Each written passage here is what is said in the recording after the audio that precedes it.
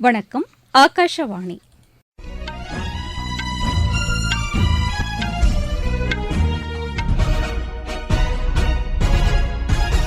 செய்திகள் வாசிப்பவர் சுதா குமரன். தலைப்புச் செய்திகள்: ரஷ்யா யுக்ரைன் போருக்கு விரைவில் அமைதியான தீர்வு காண்பது குறித்து பிரதமர் திரு நரேந்திர மோடி இன்று ரஷ்ய அதிபர் திரு விளாடிமிர் புட்டினுடன் தொலைபேசியில் ஆலோசனை நடத்தினார். பிரேசில் தலைமையில் நடைபெறவுள்ள G20 உச்சி மாநாட்டுக்கு இந்தியா முழு ஆதரவு அளிக்கும் என்று வெளியுறவுத்துறை அமைச்சர் திரு ஜெய்சங்கர் தெரிவித்துள்ளார். தில்லி மதுபான கொள்கை முறைகேடு மற்றும் சட்டவிரோத பண பரிவர்த்தனை வழக்குகளில் பாரத் ராஷ்டிரிய சமிதி கட்சியின் திருமதி கவிதாவுக்கு உச்சநீதிமன்றம் இன்று ஜாமீன் வழங்கியது. மலையாள திரைப்பட கலைஞர்கள் சங்கத்தின் தலைவர் பதவியை நடிகர் மோகன்லால் இன்று ராஜினாமா செய்துள்ளார். 2020 மகளிர் உலகக் கோப்பைக்கான 15 பேர் கொண்ட இந்திய அணி அறிவிக்கப்பட்டுள்ளது. இனி விரிவான செய்திகள். பிரதமர் திரு நரேந்திர மோடி இன்று ரஷ்ய அதிபர் திரு விளாடிமிர் புட்டினுடன் தொலைபேசி மூலம் தொடர்பு கொண்டு உரையாடினார். அப்போது இந்தியா ரஷ்யா இடையேயான சிறப்புரிமை மிக்க இருதரப்பு உறவுகளை வலுப்படுத்துவதற்கான நடவடிக்கைகள் குறித்து ஆலோசனை நடத்தினார். தாம் மேற்கொண்ட யுக்ரைன் பயணம் குறித்து தெரிவித்த திரு நரேந்திர மோடி ரஷ்யா யுக்ரைன் இடையேயான போரின் தற்போதைய நிலை குறித்தும் கேட்டறிந்தார். இந்த போருக்கு விரைவில் அமைதியான தீர்வு கிடைப்பதற்கான அனைத்து முயற்சிகளுக்கும் இந்தியா முழு ஆதரவு அளிக்கும் என்று திரு நரேந்திர மோடி ரஷ்ய அதிபரிடம் கூறினார். பிரேசில் தலைமையில் வரும் நவம்பர் மாதம் ரியோ டி ஜெனிரோவில் நடைபெறவுள்ள G20 உச்சி மாநாட்டுக்கு இந்தியா முழு ஆதரவு அளிக்கும் என்று வெளியுறவுத்துறை அமைச்சர் திரு ஜெய்சங்கர் உறுதிபட தெரிவித்துள்ளார். புதுதில்லியில் இன்று தொடங்கிய 9வது இந்தியா பிரேசில் கூட்டுக்குழு மாநாட்டில் உரையாற்றிய அவர் G20 உச்சி மாநாட்டுக்காக பிரேசில் மேற்கொண்டு வரும் முயற்சிகள் பாராட்டுக்குரியது என்று கூறினார். கடந்த 2006ஆம் ஆண்டு முதல் இந்தியா பிரேசில் இடையேயான நட்புறவு பல்வேறு துறைகளிலும் விரிவடைந்திருப்பதாக அவர் தெரிவித்தார். பாதுகாப்பு, விண்வெளி, இணையதள பாதுகாப்பு, வர்த்தகம், முதலீடு உள்ளிட்ட துறைகளில் இருதரப்பு ஒத்துழைப்பு வலுப்பெற்றிருப்பதையும் அவர் சுட்டிக்காட்டினார். பிரேசில் நாட்டில் இந்தியாவின் கலாச்சாரம், மேடை கலைகள் மற்றும் இந்திய தத்துவ சிந்தனைகள் மேலோங்கி இருப்பது பாராட்டுதலுக்குரியது என்றும் அவர் கூறினார். மத்திய அரசின் ஓய்வூதியதாரர்களுக்கான அனுபவ் சாதனை விருதுகளை பணியாளர் நலன் மற்றும் ஓய்வூதியத்துறை இணையமைச்சர் திரு ஜிதேந்திர சிங் நாளை புதுதில்லியில் வழங்குகிறார். ஓய்வூதியதாரர் நலத்துறை மூலம் கடந்த 2015ஆம் ஆண்டு தொடங்கப்பட்ட அனுபவ் ஆன்லைன் செயலி மூலம் ஓய்வூதியதாரர்கள் தங்களது பணிக்காலத்தில் செய்த சாதனைகளை பதிவிட அறிவுறுத்தப்பட்டுள்ளது. அதன் அடிப்படையில் பணிக்காலத்தில் சிறப்பாக கடமையாற்றிய ஓய்வூதியதாரர்களுக்கு இந்த விருதுகள் வழங்கப்படுகின்றன. அனுபவ் சாதனை விருதுகள் 5 பேருக்கு இந்நிகழ்ச்சியில் வழங்கப்பட உள்ளது. மேலும் சிறப்பாக கடமையாற்றிய 10 பேருக்கு அனுபவ் சான்றிதழ்களும் வழங்கப்பட உள்ளன. மக்களுக்கும் அரசுக்கும் இடையே இந்திய தகவல் பணி அதிகாரிகள் பாலமாக செயல்பட்டு வருவதாக மத்திய தகவல் ஒலிபரப்புத்துறை இணையமைச்சர் டாக்டர் எல் முருகன் தெரிவித்துள்ளார். புதுதில்லியில் இன்று பயிற்சி முடித்த இந்திய தகவல் பணி அதிகாரிகளிடையே அவர் பேசினார்.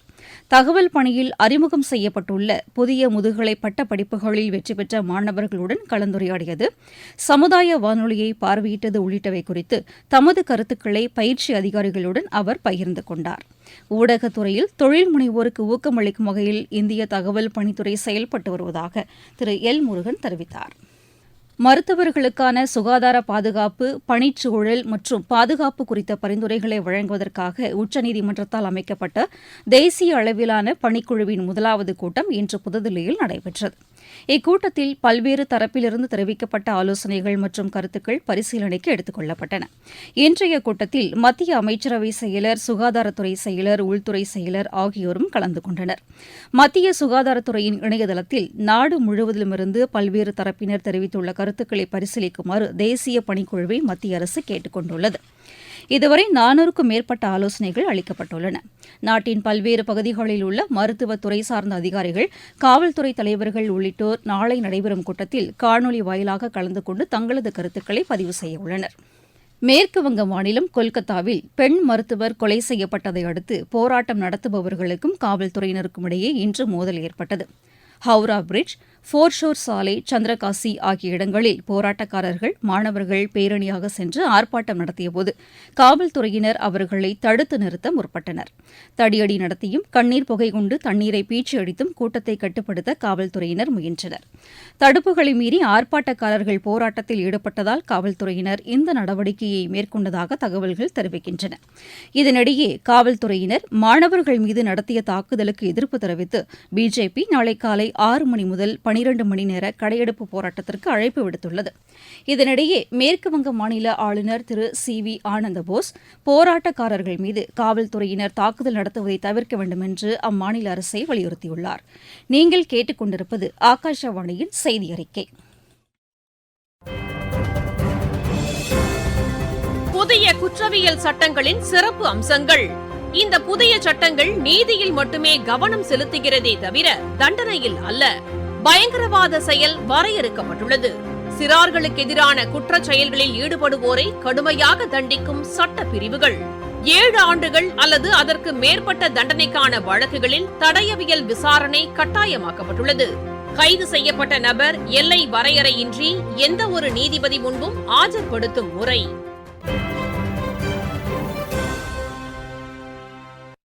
இலங்கை கடற்படையினரால் சிறைப்பிடிக்கப்பட்டுள்ள தமிழக மீனவர்களின் அவர்களின் படகுகளையும் உடனடியாக விடுவிக்க விரைந்து நடவடிக்கை மேற்கொள்ளுமாறு முதலமைச்சர் திரு மு க ஸ்டாலின் மத்திய அரசை வலியுறுத்தியுள்ளார்.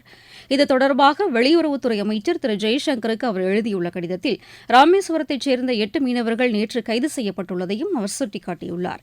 இவர்களையும் சேர்த்து இதுவரை 116 இந்திய மீனவர்கள் இலங்கை சிறைகளில் உள்ளதாகவும் 184 மீன்பிடி படகுகள் இலங்கை அரசின் கட்டுப்பாட்டில் உள்ளதாகவும் அவர் கூறியுள்ளார். இலங்கையில் உள்ள அனைத்து மீனவர்களையும் அவர்களின் படகுகளையும் விரைவாக விடுவித்திட உரிய தூதரக நடவடிக்கைகளை மேற்கொள்ளுமாறு வெளியுறவுத்துறை அமைச்சரை திரு மு க ஸ்டாலின் வலியுறுத்தியுள்ளார். தில்லி மதுபான கொள்கை முறைகேடு மற்றும் சட்டவிரோத பண பரிவர்த்தனை தொடர்பான வழக்குகளில் பாரத் ராஷ்டிரிய சமிதி கட்சியின் மூத்த தலைவர் திருமதி கவிதாவுக்கு உச்சநீதிமன்றம் இன்று ஜாமீன் வழங்கியது. இதற்கான உத்தரவை பிறப்பித்த நீதிபதிகள் திரு கே வி விஸ்வநாதன், திரு பி ஆர் கவாய் ஆகியோரை கொண்ட அமர்வு 5 மாதங்களுக்கு மேல் திருமதி கவிதா சிறையில் இருப்பதை சுட்டிக்காட்டினர். இருப்பினும் சிபிஐ மற்றும் அமலாக்கப் பிரிவின் புலனாய்வு விசாரணை இன்னும் முடிக்கப்படவில்லை, எனவே அவருக்கு ஜாமீன் அனுமதிக்கப்படுவதாக தெரிவித்தனர்.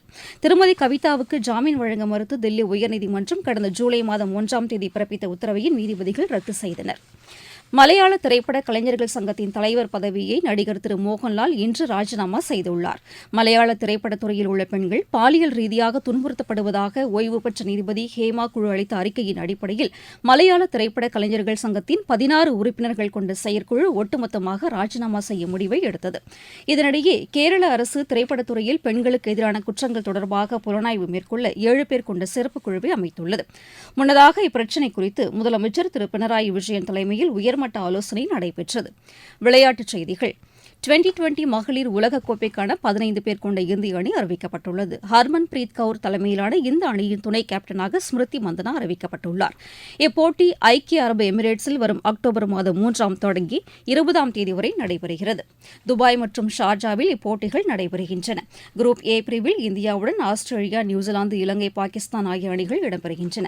மீண்டும் தலைப்புச் செய்திகள். ரஷ்யா யுக்ரைன் போருக்கு விரைவில் அமைதியான தீர்வு காண்பது குறித்து பிரதமர் திரு நரேந்திர மோடி இன்று ரஷ்ய அதிபர் திரு விளாடிமிர் புட்டினுடன் தொலைபேசியில் ஆலோசனை நடத்தினார். பிரேசில் தலைமையில் நடைபெறவுள்ள G20 உச்சி மாநாட்டுக்கு இந்தியா முழு ஆதரவு அளிக்கும் என்று வெளியுறவுத்துறை அமைச்சர் திரு ஜெய்சங்கர் தெரிவித்துள்ளார். தில்லி மதுபான கொள்கை முறைகேடு மற்றும் சட்டவிரோத பண பரிவர்த்தனை வழக்குகளில் பாரத் ராஷ்டிரிய சமிதி கட்சியின் திருமதி கவிதாவுக்கு உச்சநீதிமன்றம் இன்று ஜாமீன் வழங்கியது. மலையாள திரைப்பட கலைஞர்கள் சங்கத்தின் தலைவர் பதவியை நடிகர் திரு மோகன்லால் இன்று ராஜினாமா செய்துள்ளார். 2020 மகளிர் உலகக்கோப்பைக்கான 15 பேர் கொண்ட இந்திய அணி அறிவிக்கப்பட்டுள்ளது. இத்துடன் இந்த செய்தியறிக்கை நிறைவடைந்தது.